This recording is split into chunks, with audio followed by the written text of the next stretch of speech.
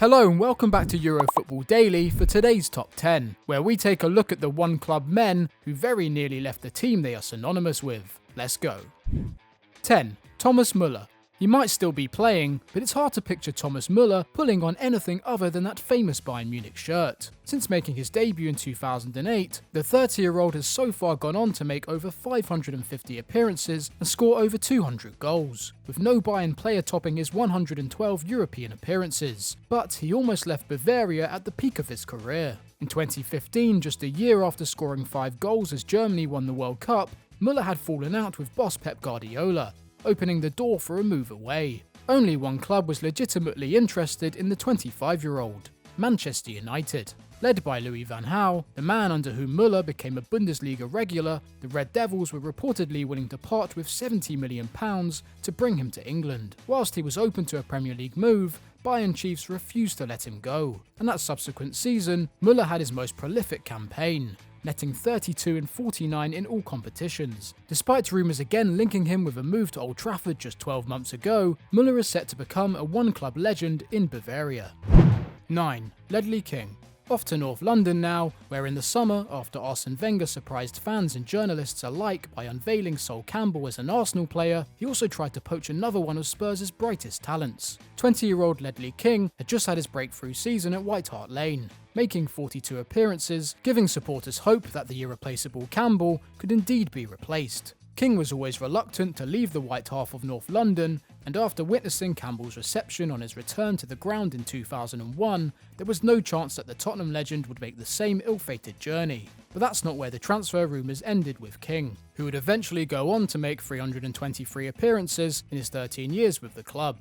After Roman Abramovich took over at Chelsea in 2004, King was identified as one of the Premier League's top defenders, and over the next 2 years, Spurs had to fend off moves for their captain, with rumours finally dying as he signed a new contract with the Lily Whites in 2006. Despite these opportunities that would have propelled him up the Premier League table, King always stayed loyal to Tottenham Hotspur.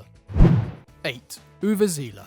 Possibly one of the most obscure names on this list, Uwe Seeler's impact on the game in Germany should not be underestimated. Born in 1936, he made his debut for hometown club Hamburg at the age of 17 in 1954, scoring 4 goals. Although it was still 9 years until the advent of the Bundesliga, Seeler quickly became a legend in West Germany, scoring a century of goals for the club by the age of 22. So it was no surprise that Europe's biggest clubs came calling for Seeler, most notably Inter Milan in 1961, who were willing to break the world transfer record of €170,000 to bring him to Italy. If the West German international took up the offer and joined Inter, he would have reportedly earned a staggering €80,000 a year and had a signing-on bonus of $500,000.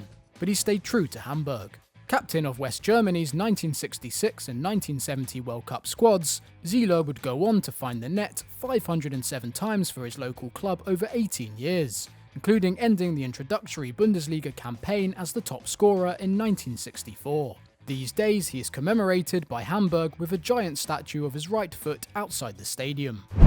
7. Igor Akinfeev. When he broke into the CSKA Moscow lineup as a 17-year-old in 2003, Igor Akinfeev was tipped for big things, considered by many as Russia's greatest goalkeeping prospect since Ballon d'Or winner Lev Yashin. But 17 years down the line, and Akinfeev still plays in his hometown, having now racked up over 600 appearances for CSKA. Akinfeev was courted by what were the Premier League's 3 biggest clubs as his career was developing: Arsenal, Chelsea and Manchester United. First up were the links with the Old Trafford club in 2009, who was starting to prepare for life after Edwin van der Sar. After impressing as Russia reached the Euro 2008 semi-finals, Akinfeev's representatives met with United officials, although no offer was ever made. Around the same time, conversations between the goalkeeper and Arsenal's Andrei Arshavin kicked off that rumour, and even Juventus were eyeing up the Russian as Buffon's replacement in 2010. Abramovich's Chelsea also kept tags on the Moscow man, whilst Czech's future hung in the balance following his head injury, until an ACL injury for the Russian curtailed his career in 2012. 34 years old now though, and over 300 career clean sheets, it looks like Akinfeev will see out his career in his country's capital. 6. Carlos Puyol. The 2002-03 season was probably the worst in Barcelona's recent history. Losing 9 of their first 20 games, they were languishing in 15th position by February, and had debts totalling well over £160 million.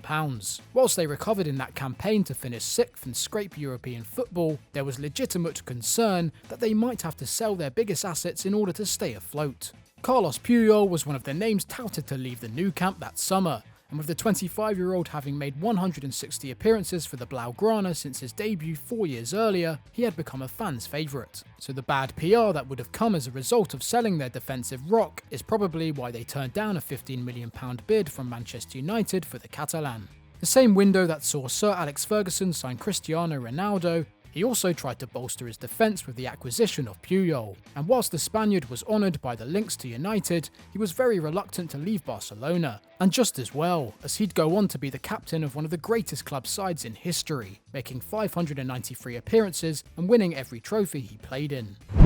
5. Tom Finney. Delving into the history books for this one, we're taking a look at Tom Finney, who was affectionately known as the Preston Plumber, playing his entire career for Preston North End, having been born just a couple of streets away from the club's Deepdale Stadium. Not making his league debut until he was 24 due to World War II, Finney would still find the net 210 times in 473 matches between 1946 and 1960. But had contract laws been different back then, Finney could have made his name on the Italian island of Sicily instead. Footballers had contracts for life, meaning if a club didn't want to sell, the player would remain on their books indefinitely. So when Palermo wanted to sign Finney in 1952 for £10,000 and increase his pay to £120 a week, more than 8 times English football's maximum wage of just £14 a week, there was nothing he could do about it. Not that Finney minded. He was voted English Footballer of the Year in 1954 and 1957. He was the first player to reach 30 goals for England, doing so in 1958, holding their top scorer record until Bobby Charlton broke it 5 years later. A legend for Preston and an icon in the English game. 4. Paolo Maldini. And now on to one of the most iconic defenders in world football. There's no doubting that Paolo Maldini is a legend, making his AC Milan debut at the age of 16 in 1985. And a year later became a regular in the starting lineup. When he was handed the number 3 shirt he became synonymous with. Maldini would feature 902 times for the Rossoneri up until 2009, but if Manchester United had their way, that wouldn't have been the case.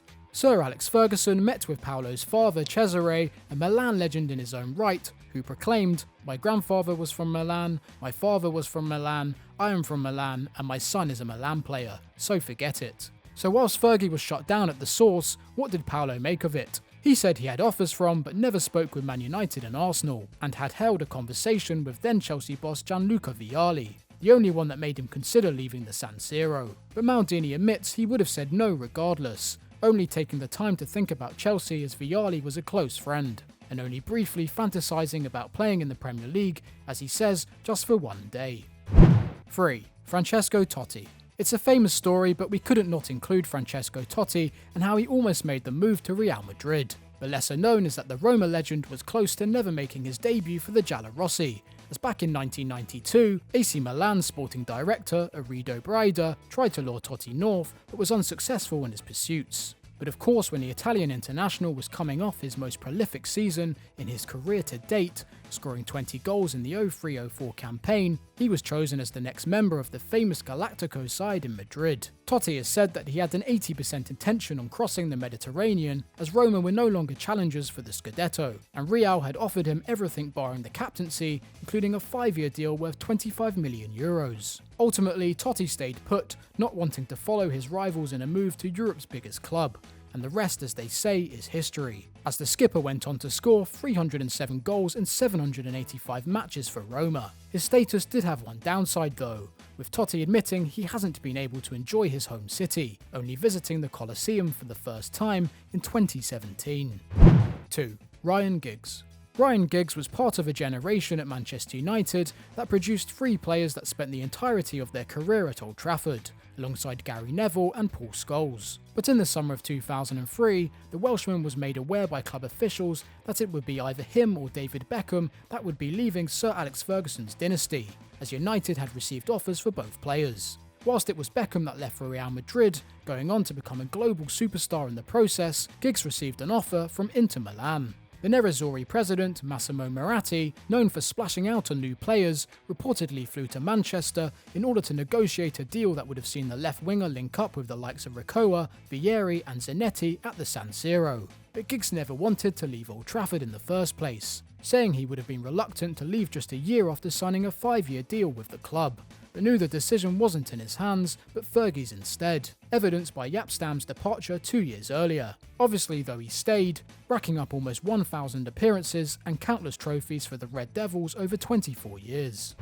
1. Lionel Messi. So there may still be a chance that Messi leaves his boyhood club, but a player of his magnitude can't be overlooked for this list. The strongest contenders for his signature, however, are Manchester City. Back in 2016, Messi had just a year remaining on his deal at the Nou Camp, and had a surprisingly low buyout clause of just €250 million, while City had just unveiled his former boss Pep Guardiola as their new manager.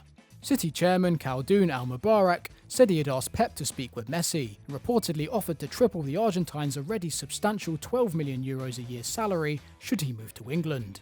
Messi apparently told Barcelona chiefs he wanted to leave the club before being talked down by Luis Suarez. It was a difficult time for the then 29-year-old, with his nation having just lost 2 Copa America finals in 2 years and being in the middle of a tax fraud case. Possibly just wanting a fresh start, Messi chose to remain in Catalonia, and we don't need to tell you how much they love him there. And that's all we have time for today, but who did we miss out? Let us know in the comments below. And if you enjoyed this video, please do give it a like and subscribe to the channel for more great content. Bye for now.